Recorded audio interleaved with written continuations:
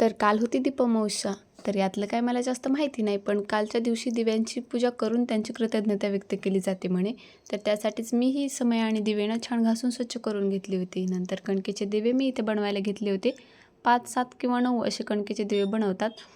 एक ना मी घराच्या नैऋत्य दिशेला लावण्यासाठी बनवला होता आणि 5 ओवाळण्यासाठी बनवले होते. नंतर छान दिव्यांची पूजा करून घेतली. दिव्यांच्या खाली अक्षदा आणि हळद कुंकू आणि फूल ठेवून ना छान त्यावरती दिवे ठेवून घेतले. नंतर दिवे पेटवून घेतले आणि ते कणकेचे दिवे आहेत ना त्यांनी ना समई आणि दिव्यांना ओवाळून घेतलं. नंतर माझ्या मुलाचंही मी औक्षण करून घेतलं. तर खूप छान प्रसन्न वाटत होतं हे दिवे पेटवल्याच्या नंतर. आणि छान रात्रीच्या जेवणात ना वरण भात चपाती असं साधं जेवण होतं. आणि नैवेद्याला आमच्या इकडे ना लाह्यांचा नैवेद्य दाखवतात दिव्यांना, तोच मी ते दाखवला. आणि असा होता कालचा दिवस.